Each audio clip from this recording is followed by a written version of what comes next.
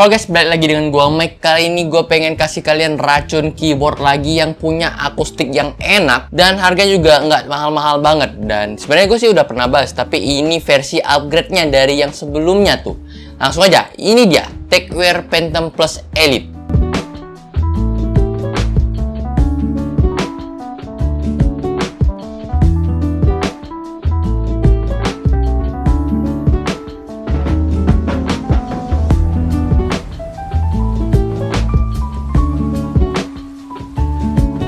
Kita mulai dari desainnya ya. Keyboard ini tuh sama seperti pendahulunya tuh, pakai desain TKL. Tapi di sini uniknya case-nya di sini bisa dicopot. Jadi ada dua pilihan tuh.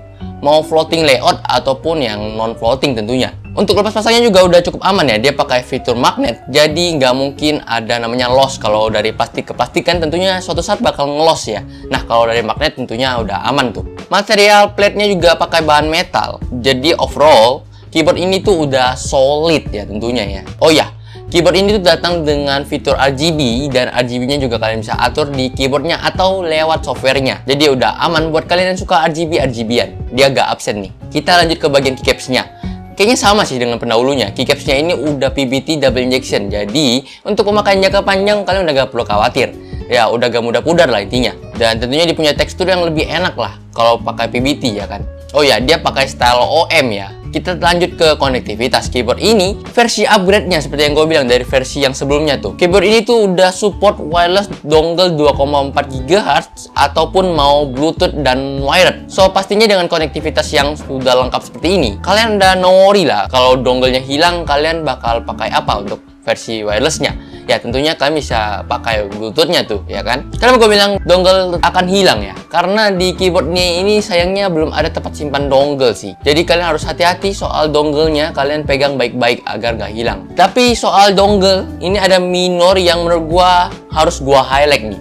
Di dongle-nya ini, itu udah ada printan atau cetakan tentang brandnya, kayak ada tulisan nama brandnya gitu. Karena semakin ke sini ya kan, udah banyak banget wireless device yang gua punya gitu kan, dan juga sekarang wireless device juga udah mulai terjangkau kan.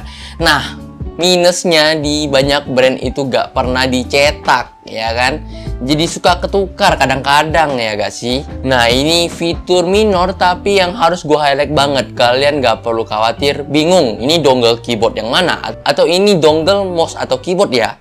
Jadi udah gak perlu khawatir tuh. Lanjut ke hal yang gue bilang ini akustiknya enak banget nih, yaitu switch-nya tuh. Sama seperti pendahulunya juga nih, switch-nya datang dengan 4 varian tuh. Ada brown, orange, itu tactile-nya. Yang red, pink, itu linearnya tuh. Sayang banget gue belum cobain pink-nya sih, tapi gue pengen coba brown-nya. Apa bedanya sih dengan yang orange-nya kan? Karena sebelumnya itu gue udah pernah bahas orange-nya tuh kan. Nah, pada versi brown-nya itu kayak kerasa feedback-nya nggak lebih feedback ketimbang orange tuh, kayak lebih gimana ya, nggak begitu berasa gitu lah intinya, lebih ringan aja gitu. Dan soal suara typingnya bagaimana, kalian bisa dengar suaranya sebagai berikut.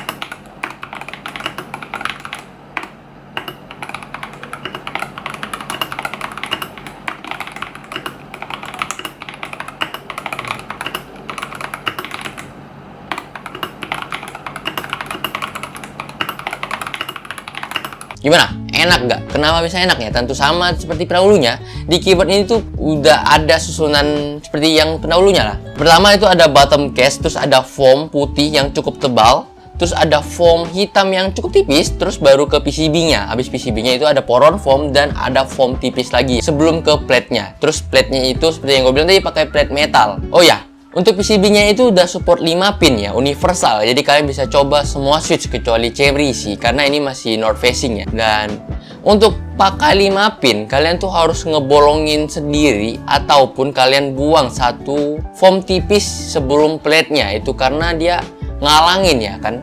Kita lanjut ke kabel bawaannya. Kabel bawaan yang sebelumnya yang versi non elite ini kan biasa aja ya. Kabel yang di sini itu datang dengan coil braided. Wah, mantep gak? Secara udah pakai konektivitas wireless ya, bisa dongle 2,4 GHz gitu. Tapi kalau kalian mau pakai versi kabelnya, itu udah bikin rapi banget tuh. Dan tentunya karena dia juga udah pakai braided, jadi kabelnya tuh gak mudah putus tuh.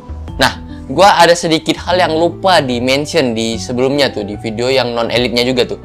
Mau versi elite ataupun non elite, dia tuh punya software buat kalian atur RGB atau makronya, atau kalian mau atur musik rhythm di keyboardnya juga bisa. Terakhir ke bagian harganya, dengan segala upgradean yang cukup signifikan dari pendahulunya, keyboard ini tuh nggak punya lonjakan harga yang terlalu jauh gitu. Keyboard ini tuh cuma dibanderol di 1.050.000 aja. Kalian udah bisa dapat suara akustik yang enak, Bluetooth dan wireless 2,4 GHz, dan tentunya switch yang udah premium, dan tentunya semua switchnya itu juga udah di loop tuh. Jadi kalian udah gak perlu khawatir lah soal switch ataupun soal stabilizernya, semua udah aman ya. Minim rattle juga untuk stabilizernya tuh.